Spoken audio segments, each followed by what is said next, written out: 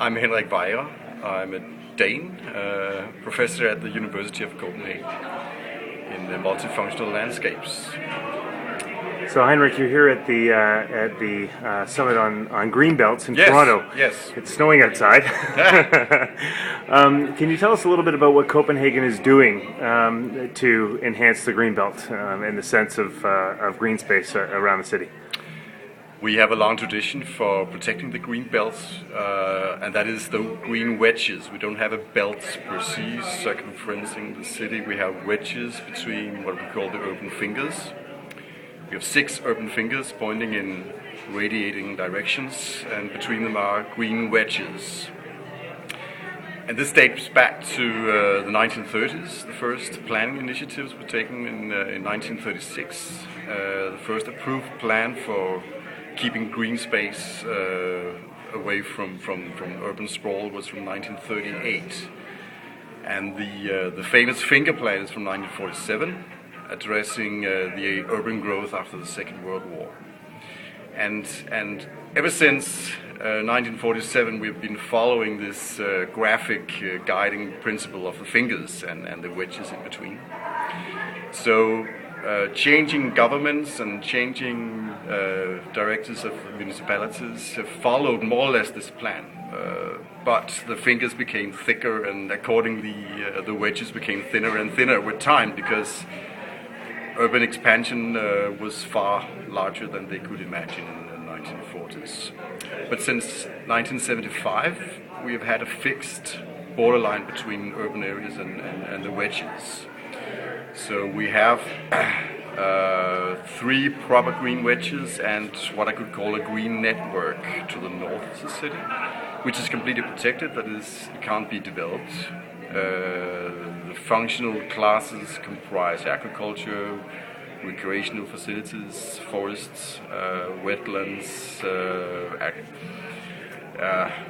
various activities that serves recreational purposes, basically. And are these spaces are they measured in terms of their contribution in natural capital or in ecological services?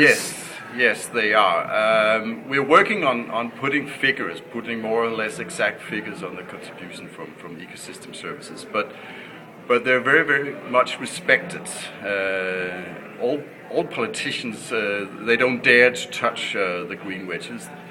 In between, we get all kind of fashionable ideas as to how to develop these areas, but the public outcry is very loud every time someone tries to touch these areas. And what is it about the Danish culture that has that natural that covets the natural environment or covets those assets? Well, it's hard to say, but I think it's a very it's a deeply rooted planning tradition. You could in the beginning of the 20th century, there was sort of a marriage between romantic nature conservationists who actually rooted in arts, paintings, and on the one side, and on the other side, the social democratic movement aiming at safeguarding recreational areas for the labor population of Copenhagen. And this, you could call it an unholy alliance. They became a political force in the 1920s and the 1930s.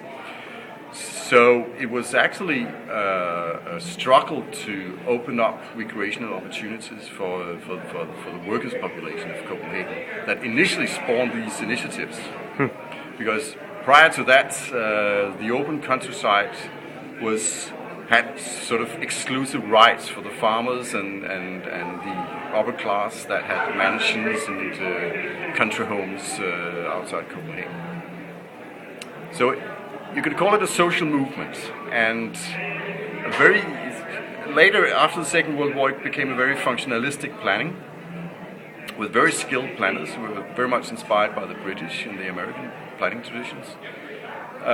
Segregating functions, making very, very simple, comprehensible guiding principles. You know, the image with the finger plan, the hand superimposed on the landscape. It's very, very simple. Like we used to say, so simple that even politicians can comprehend it, and they do, and they follow this principle. In speaking with your colleagues from around the world, Yes.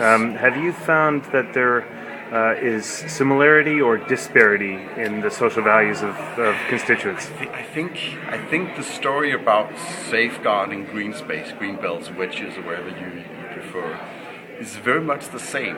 There's a long process of consciousness, building up consciousness about safeguarding these areas, and there's a long process of convincing politicians and citizens that this is a necessary thing to do in order to contain sprawl. And there's a process of designating the areas, of drawing the boundaries. And then there is the everyday struggle to fight all the fancy ideas as to how to develop that. And this is something that all these areas have in common. It's a long process of getting the designation through, and it's a daily fight to keep these areas open. It's not done with the boundary, it's not done with the plan. You need a long, thorough implementation of these plans and a daily administration which is transparent and consistent. Excellent. Thanks very much for your time, Heinrich, and You're welcome. enjoy your time in Toronto. Thank you very much. All right, cheers.